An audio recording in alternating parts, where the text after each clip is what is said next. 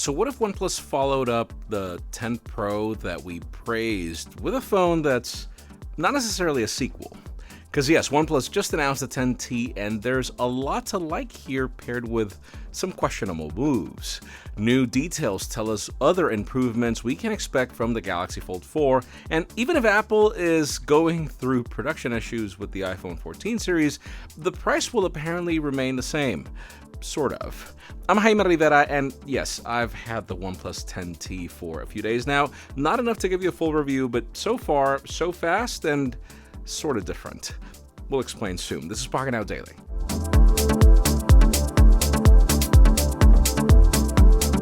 The official news today are coming later, but for now, let's talk about Google and when we can expect the Pixel 7 series.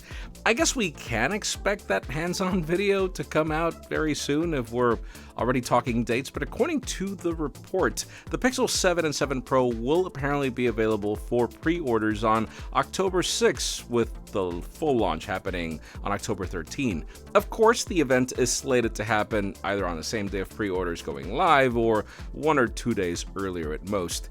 Even if Google showed us the design back in May and we have some prototypes being sold on eBay, we still don't have much information on these next Pixels.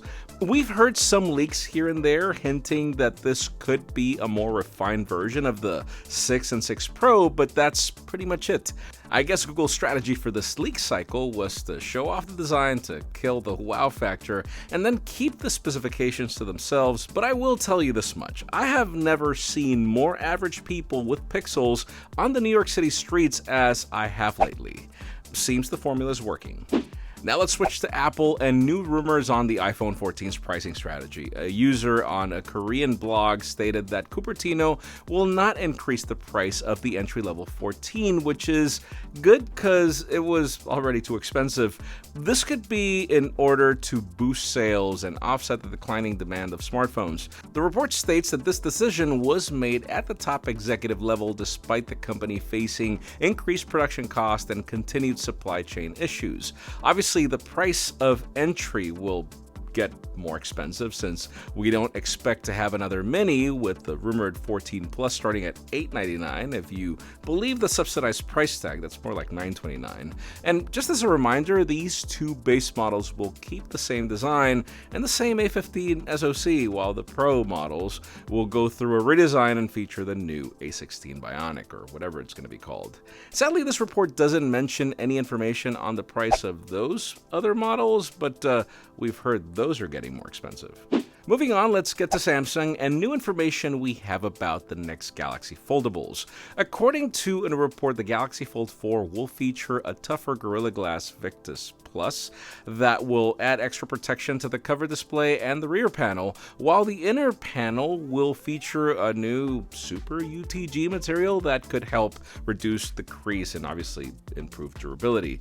We can expect the new Fold to come with slimmer bezels on the cover display and the shorter aspect ratio for improved one-handed usability. There's also another report claiming that the Fold 4 will stick to the same 4270 mAh battery with 25-watt charging speeds as last year, but Sammy would make some tweaks to the charging curve in order to speed things up. Instead of doing 33% in 30 minutes, now that battery could go up to 50% in the same amount of time. Also, let's not forget that it will bring the new Snapdragon 8 Plus Gen 1 apparently, which should also translate to more battery life improvements. Finally, the camera department is also expected to get some love with a new 50 megapixel main sensor and then a 3x lens for the telephoto instead of the 2x that we got in the previous generation. Let's see what we end up getting because, so long as they keep the price tag, I'll be okay with everything. And finally, for the hottest news today, let's talk OnePlus. As yes, earlier today, they launched the OnePlus 10T in New York, and shout out to everyone I saw at the event. It was great hanging out with you guys. The 10T was expected to be a non-Pro phone, but it actually beats the 10 Pro in certain aspects. It has a 6.7-inch OLED display that supports up to 120Hz refresh rate and is flat, so yay to that. It's powered by the new Snapdragon 8 Plus Gen 1 with up to a crazy 16 gigs of RAM, which is actually the phone that I'm currently testing. You also get up to 256 gigs of storage, so from the chip to the RAM, we already have a phone that's more powerful than the 10 Pro, but wait, there's more. It's powered by a 4800 mAh battery that supports up to 150 watt Super VOOC charging. Depending on your region, it actually gets better if you're overseas. And the battery is promised to retain about 80% of its capacity after 1600 charging cycles thanks to a new battery health engine. So, what's the catch? Well, from the camera department, we get a 50 megapixel main sensor from Sony, an 8 megapixel ultra wide lens, and then there's a third sticker camera that I'm going to call it because it's supposed to be a camera, but it's that 2 megapixel macro that you'll never use.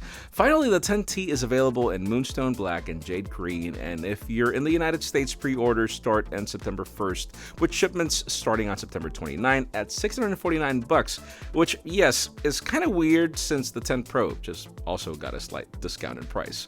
Also, yes, no alert slider, plastic rails, and even if the front and the back are glass, I mean, it's actually a nice phone.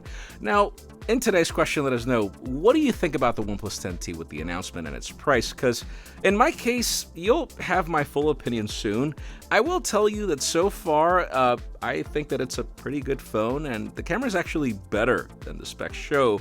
I just can't say that I like the price tag because we've got the Pixel 6, giving us better things for less money. But that's just me. Stay tuned for the review. Leave us a comment down below. We'd love to know your opinion. Friends, again, if you want to get the news earlier, follow us on Pocketnow.com and subscribe to our channel for more videos like this one. You can also follow us on social media, so our extended coverage happens on Instagram, and follow me on my personal handles to see me debate the obvious with certain launches. Please give this video a thumbs up if you like what you saw. I'm Jaime Rivera. Thanks so much for watching. We'll see you tomorrow.